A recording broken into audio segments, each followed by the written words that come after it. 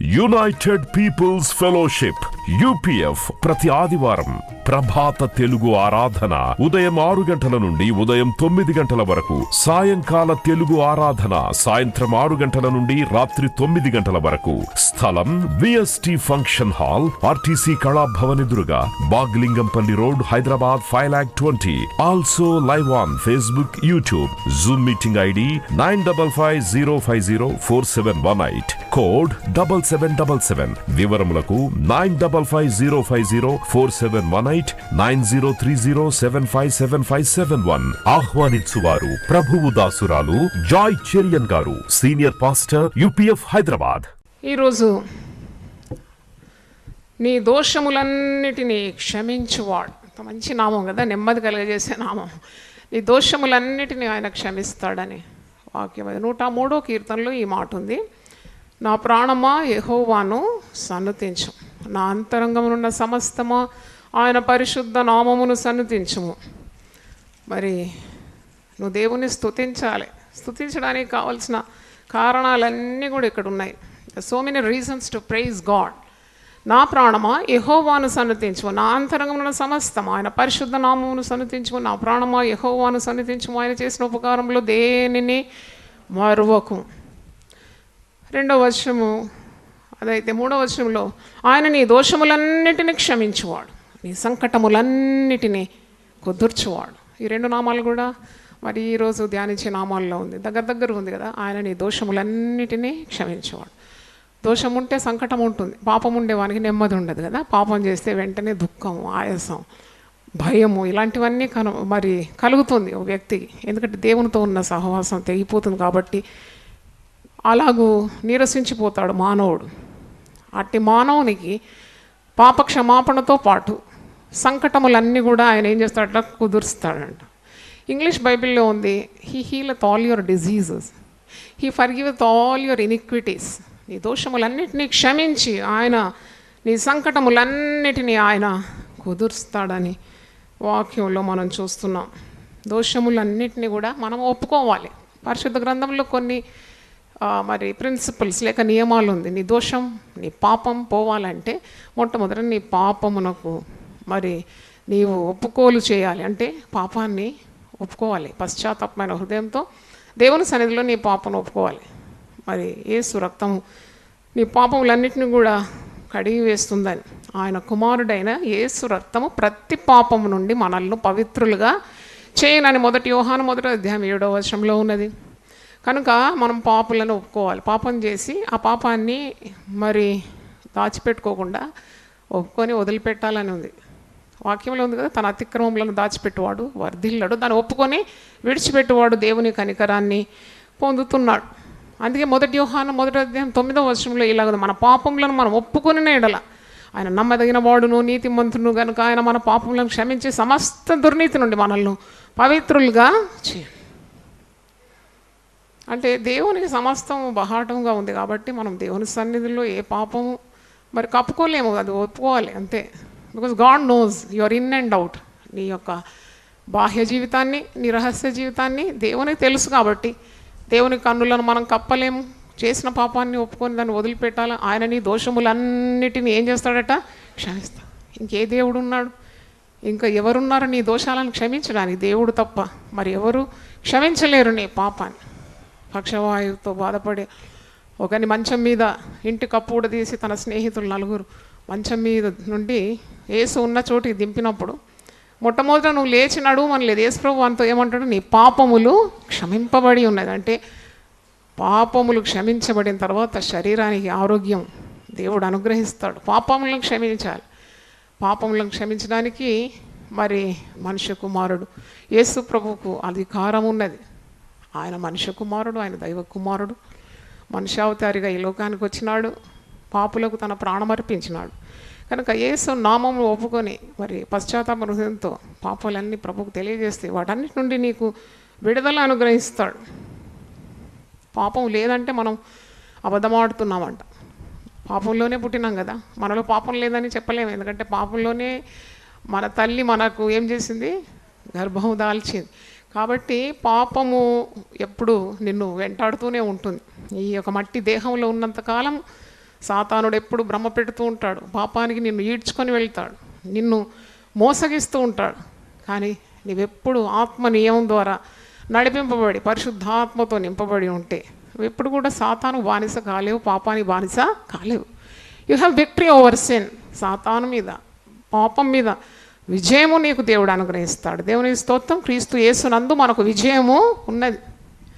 కాబట్టి పాపము నుండి విడిపింపబడాలి. ఆయన నీ దోషములన్నిటినీ క్షమించే దేవుడు.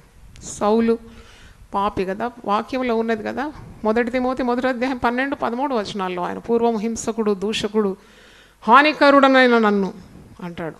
ఆయన అడ్రస్, పాత అడ్రస్ అనమాట అది. ఏంటంటే పూర్వం హింసకుడు, దూషకుడు, హానికరుడని నన్ను తన పరిచర్యకు నియమించి నమ్మకమైన వానిగా ఎంచినందుకు నన్ను బలపరిచిన మన ప్రభు అయిన క్రీస్తు యేసున కృతజ్ఞుడనై ఉన్నాను. తెలియక అవిశ్వాసం వల్ల చేస్తుంది కనుక కనుకరింపబడితే నేను ముందు నాకు తెలియదు యేసుప్రభు ఎవరు అంటే, యేసుప్రభుకు దూరంగా ఉండి సంఘాన్ని నేను పాడు చేస్తూ హింసకునిగా, దూషకునిగా, హానికరునిగా ఉండిన నా పాపములన్నీ యేసు ప్రభు తన దర్శనమిచ్చి మరి పాపం నుండి విడిపించినాడు, పవిత్రునిగా చేసినాడు, తన పనికి నన్ను నమ్మకమైన వానిగా ఎంచినాడు. ప్రభు ఎవరినైనా వాడుకోవాలంటే మొదట శుద్ధి చేస్తాడనమాట కదా.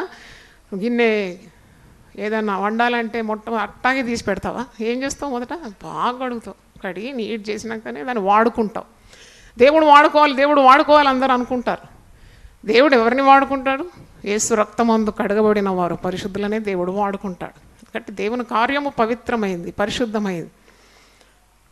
నిన్న కూడా ఎవరితోనూ మాట్లాడుతూ చెప్పినాను, దేవుని సేవ నడిపించాలి, సంఘాన్ని నడిపించాలంటే మొట్టమొదట మీరు దేవుని సన్నిధిలో అడగబడాలి, ప్రార్థన చేయాలి, పవిత్రపరచబడి దేవుని సన్నిధికి రావాలి, ప్రజలను నడిపించాలి.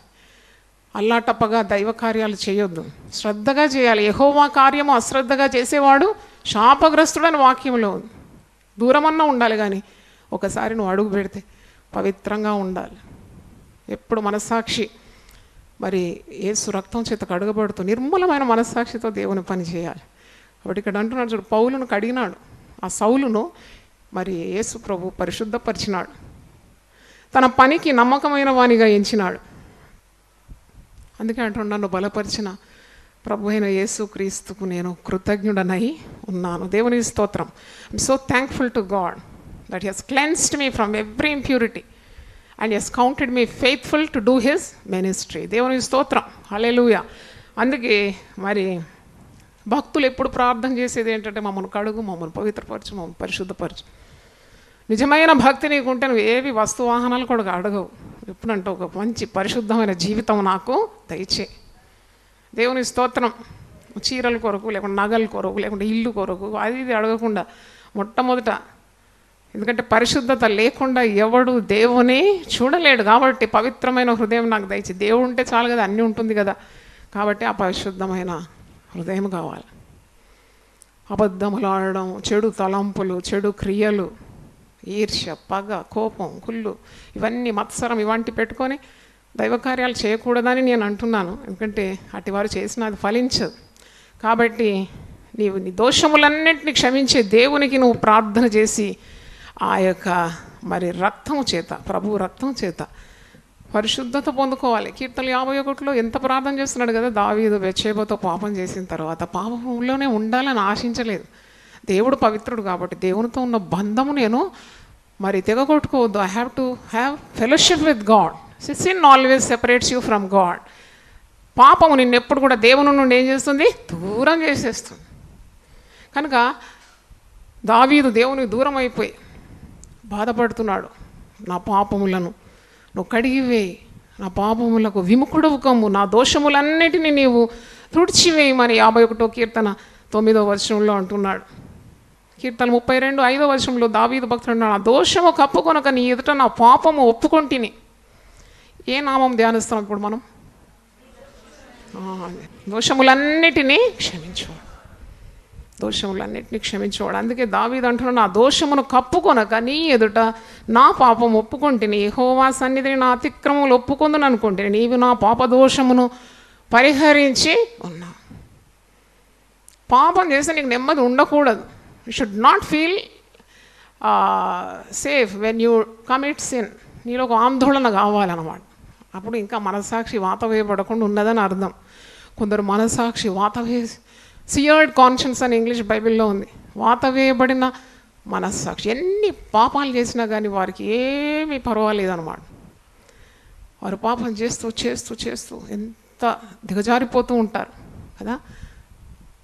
పాపము నీకు వణుకు పుట్టించాలి.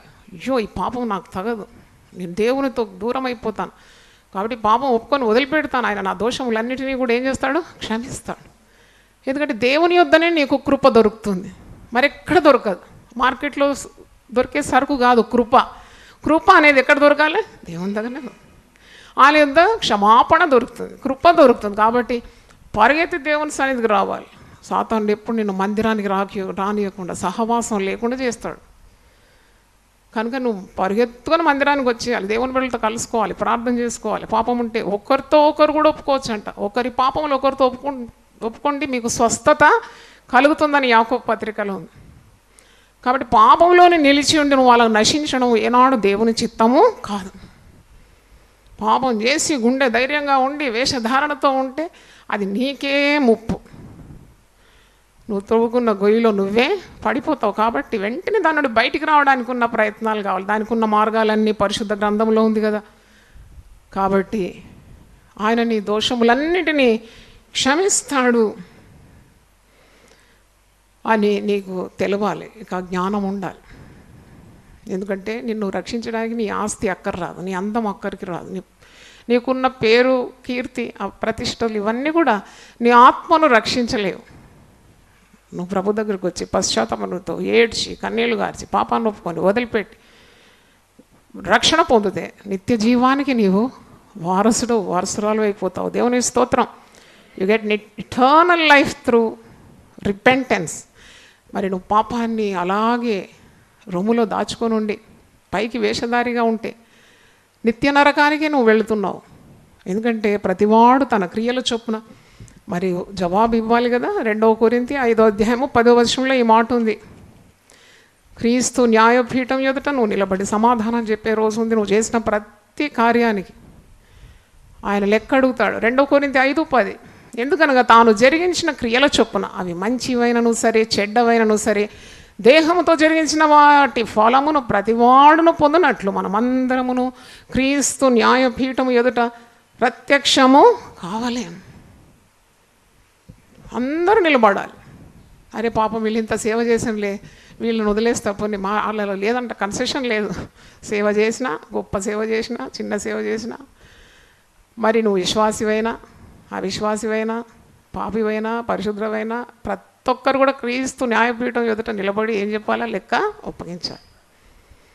కాబట్టి ఆ భయం ఉండాలి. దానికే అంటారు దేవుని భయం అంటే ఏంటి? దేవుని యందు భయభక్తులు కలిగి ఉండుట అంటే ఏంటి? పాపం చేయడానికి తెగించకుండా ఉండడమే. దేవుని స్తోత్రం. దేవుని యందు భయభక్తులు కలిగి చెడుతనాన్ని ఏం చేయాలి? విసర్జించాలి. చెడుతనానికి నీకు చోటే లేదు. ఈ దినాల్లో మీరు వార్తలు చూడండి, భయంకరమైన చెడుతనాలండి. అప్పుడు మనం ఎంత ధన్యులం అనిపిస్తుంది. దేవుని వాక్యం మనలో పవిత్రపరుస్తుంది, పరిశుద్ధ గ్రంథం మనలో పరిశుద్ధపరుస్తుంది. చెప్పేవాళ్ళు ఉన్నారు, సేవకులు వింటున్నారు వాక్యం. మీ ప్రవర్తనను మీరు ఏం చేస్తున్నారు? చక్కబెట్టుకుంటున్నారు. ప్రభు మార్గంలో నీకు మేత వాక్యం పచ్చిక ఎప్పుడు నువ్వు భుజిస్తున్నావు. దేవుని వాక్కులను వాక్యం విని విని విని నీ ప్రవర్తనను సరి చేసుకోకుంటే ఎంత జవాబుదారివి, నీవెంత జవాబుదారిగా ఉంటావు. దేవుని వాక్యం నీ యొద్దకు వస్తున్నది అంటే నీవు భాగ్యవంతుడు భాగ్యవంతురాలు. దేవుని స్తోత్రం. మరి ఎంతమంది వాక్యం లేకుండా ప్రతి దినం నశించిపోతున్నారు. కుడి తెలియదు, ఎడమ తెలియదు, దేవుడు ఎవరో తెలియదు. అంటే అలాంటి చీకటి లేకుండా నిన్ను వెలుగులో నడిపిస్తున్న దేవుడు. మరి కాబట్టి దేవునికి భయపడాలి. ఇది తప్పని తెలుసు, ఇది ఒప్పని తెలుసు, ఇది దేవునికి ఇష్టమని తెలుసు, దేవునికి అయిష్టమని తెలుసు. ఎప్పుడు నీకు 2 మార్గాలు ముందున్నాయి. కాబట్టి దేవునికి ఏది ప్రీతికరమో అదే నీవు మరి నీ జీవితంలో అవలంబించుకోవాలి. దాని మార్గంలోనే నీవు నడవాలి. కాబట్టి ఈ జీవితం చాలా చిన్నది. ఆ చిన్న జీవితాన్ని చక్కగా వాడుకోవాలి. దేవుని భయం ఉండాలి. ఒక మాట మాట్లాడాలంటే ఒక దేవుని భయం రావాలి. ఒక తలంపు చెడు తలంపు రావాలంటే ఒక దేవుని భయం వెంటనే రావాలి. చెడు కార్యం చేయాలంటే దేవుని భయం రావాలి. ఎవరికన్నా కీడు చేయాలంటే వెంటనే నీలో ఏం రావాలి? దేవుని భయం రావాలి. ఓ ఆ పని నేను చేయను. ఎందుకంటే దేవుని బిడ్డవు నీవు. యేసు రక్తం అందు కడిగినా బిడ్డవు, కడగబడిన బిడ్డవు. నీకు ఒక విలువ అనమాట, అది విలువ. Your valued property of Jesus. He paid his life for you. ఆయన ప్రాణం నీ కొరకు అర్పించినాడు. నీ విలువ ఆయన ప్రాణం అంతా, నీ విలువ ఆయన రక్తం అంతా. చప్పట్లు కొట్టి దేవుని స్తుతిద్దాం. హల్లెలూయా. కాబట్టి విలువ పెట్టి కొనబడిన వారు మీరు. మీ దేహము దేవుని ఆలయం, పాపం చేయకూడదు. చాలా చేస్తారండి, చాలా. నేను విని ఆశ్చర్యపోయినాను. ఒక్కొక్క జీవితాల్లో పాపాలు ఎలాగున్నాయి. మళ్ళీ గుడికి వస్తారు, పాటలు గట్టి పాడతారు, గట్టిగా ప్రార్థనలు చేస్తారు. ఎవరిని మోసం చేస్తారు వీళ్ళు? Whom they are trying to deceive అనిపిస్తుంది నాకు. ఇది భయం ఎందుకు లేదు వీళ్ళకు? మళ్ళా వచ్చి గుడిలో ఇంత భక్తి ప్రకటనలు చేస్తారా వీరు? వీళ్ళకు కఠినమైన శిక్ష, రెండంతల శిక్ష తప్పకుండా వస్తుందని నాకైతే తెలుసు. అంటే నీ భయం ఉండాలి, భక్తి ఉండాలి, వణుకు ఉండాలి దేవునికి ఇష్టమైన కార్యం చేయడానికి.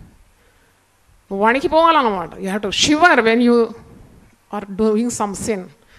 అంత తెగించి కఠిన హృదయంతో ఎవరు ఏమంటారులే చెల్లిపోతుందని అనుకోకు, చెల్లదు. పాపం ఎప్పుడు దేవుని కంటికి చెల్లదు, అది మాత్రం గుర్తుండాలి.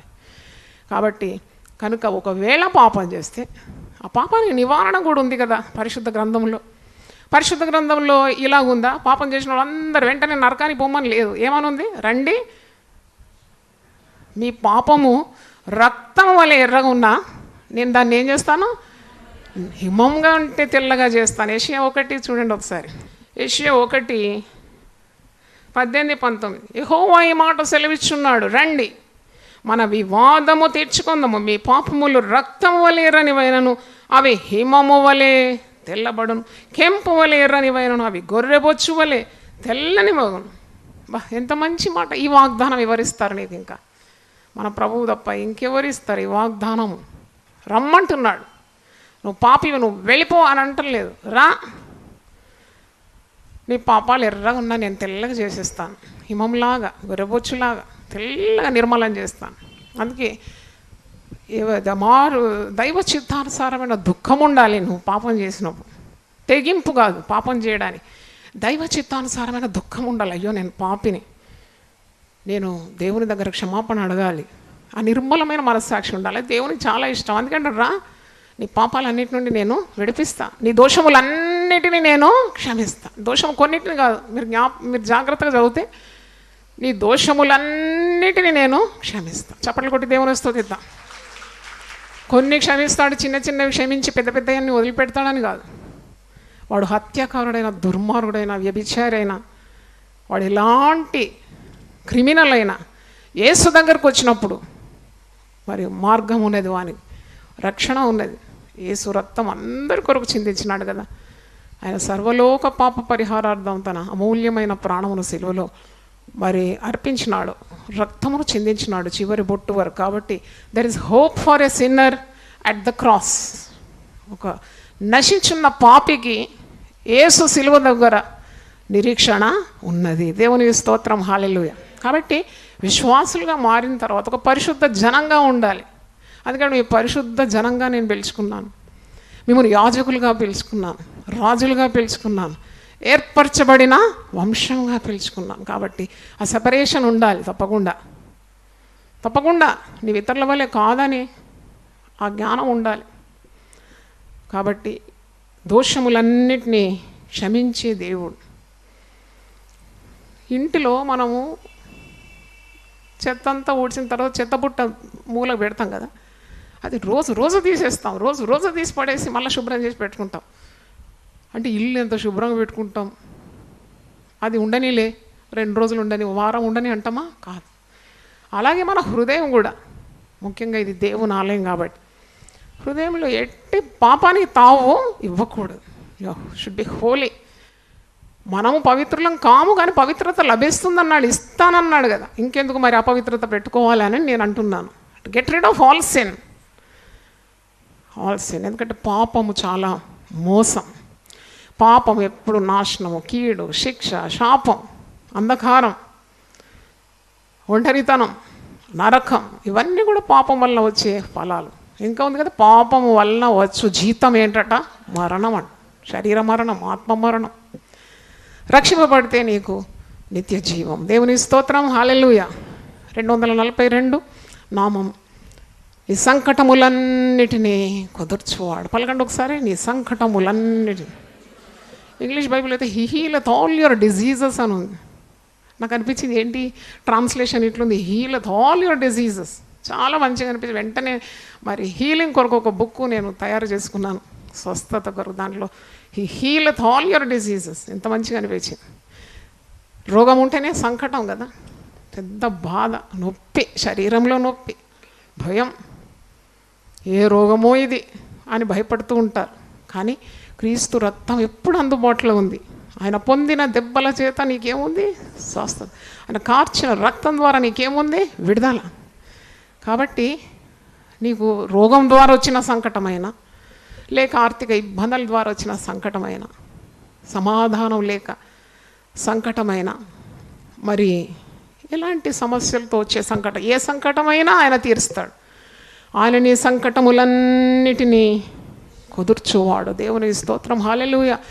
ఎవరికి ఈ ఆశీర్వాదాలన్నీ దేవునికి ప్రార్థన చేసి దేవుని చేసిన మేళ్లను మరవని వారికి ఈ ఆశీర్వాదాలన్నీ కూడా సంభవిస్తుంది. దేవుని స్తోత్రం. Always plugged with God. దేవునితో మంచి బంధం ఉండే వారికి ఇవన్నీ కూడా లభిస్తుంది. అన్ని ఆశీర్వాదాలే. మీరు 103వ కీర్తన ఆఖరి వచనం వరకు కూడా అన్ని దీవెనలే అనమాట. పక్షిరాజు యవనం వలె నీ యవనము క్రొత్తదగుచున్నట్లు నేను మేలుతో నీ హృదయాన్ని తృప్తిపరుస్తుంది. మంచి వాగ్దానం. కాబట్టి వాగ్దానాలు పొందుకోవాలంటే విధేయత కావాలి. నీ సంకటములన్నింటినీ ఆయన కుదురుస్తాడు. దుఃఖము, కొంతమంది తల్లులు నా దగ్గరకు వచ్చి అంటారు, యవన బిడ్డలు వచ్చి, అమ్మా అబార్షన్ అయిపోయిందమ్మా, మొదటిది అబార్షన్ అయిపోయింది, రెండోది అబార్షన్ అయిపోయింది. ప్రార్థన చేయగానే వెంటనే దేవుడు విని తిరిగి గర్భం చక్కగా 9 నెలలు మోసి చక్కని బిడ్డను నార్మల్ డెలివరీ అయ్యగానే ఏమైంది? సంకటములను ఏం చేసినాడు?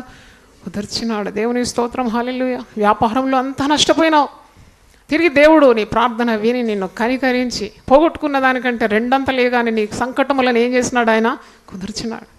నిన్ను విడిచి నీ భర్త వెళ్ళిపోయినాడు, చాలా సంవత్సరాలు వెనక తిరిగి వచ్చినాడు, నీ ప్రార్థనలు దేవుడు విన్నాడు, నీ కుటుంబాన్ని తిరిగి కడితే నీ సంకటాన్ని ఏం చేస్తున్నాడు? కుదురుస్తున్నాడు. అన్నిటికీ ఒక కుదురుబాటు కాలం ఉన్నదంట. దేవుని స్తోత్రం, హల్లెలూయా. అన్నిటికీ ఒక కుదురుబాటు కాలం.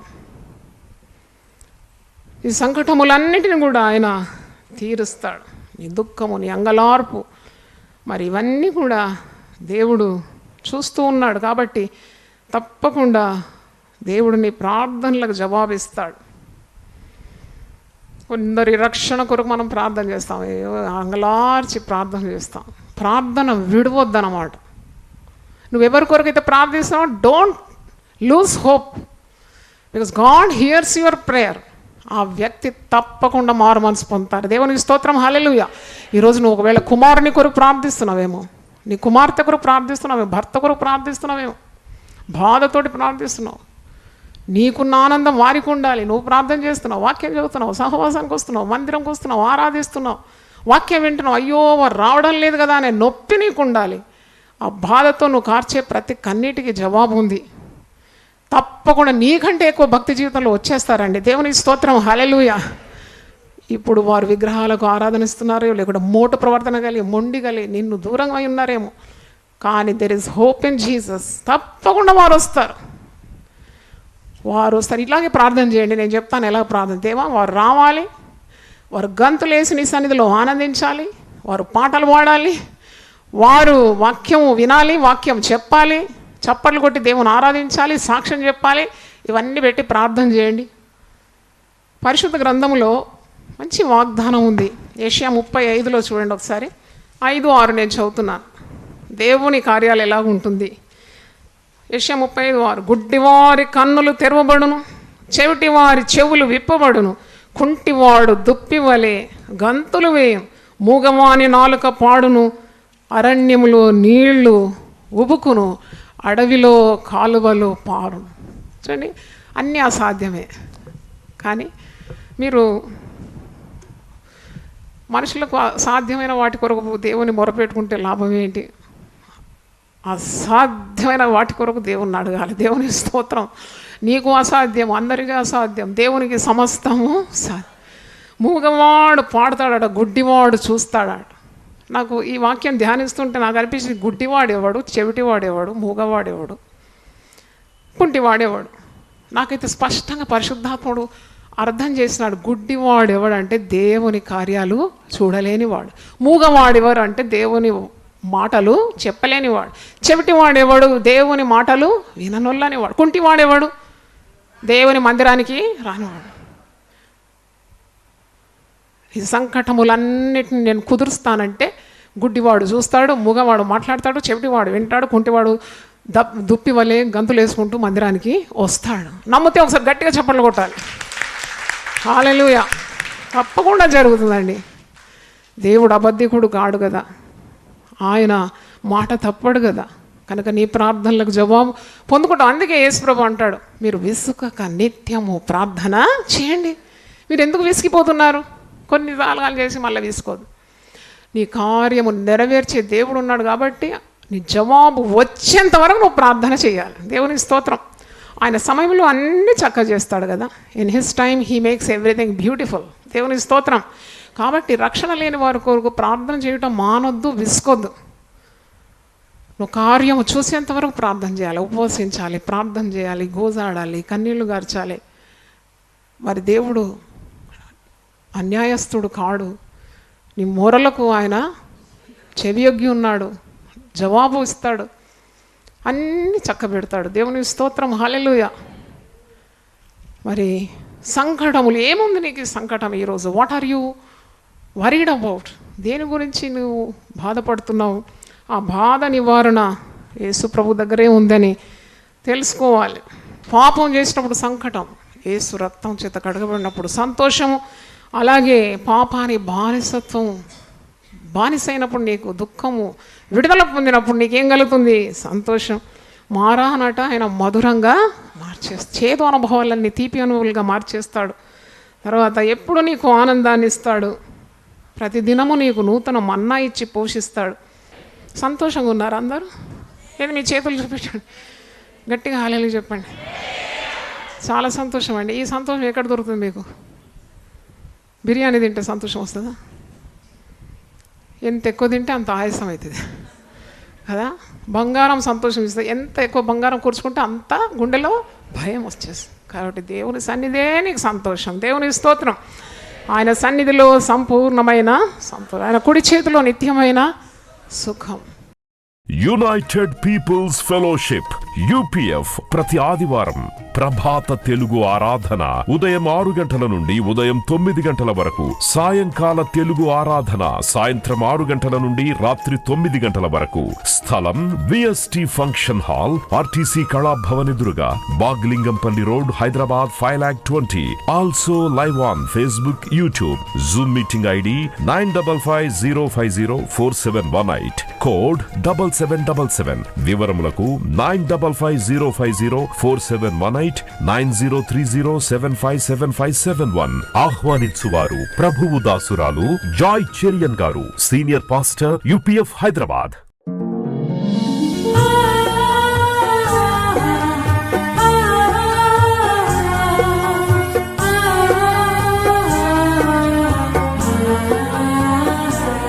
నీ ధనము నీ ఘనము ప్రభు యేసుదే, నీ దశమా భాగము నీయ వెనుదీతువా. నీ ధనము నీ ఘనము ప్రభు యేసుదే, నీ దశమా భాగము నీయ వెనుదీతువా. ధరలోన ధనధాన్యములనీయగా కరుణించి కాపాడి రక్షింపగా. ధరలోన ధనధాన్యములనీయగా కరుణించి కాపాడి రక్షింపగా. పరలోకనాదుండు నీకీయగా మరి యేసు కొరకీయ వెనుదీతువా. పరలోకనాథుండు నీకీయగా మరి యేసు యేసు కొరకీయ వినుదీతువా నీ ధనము నీ ఘనము ప్రభు యేసుదే నీ దశమా భాగము నీయ వెనుదీతువా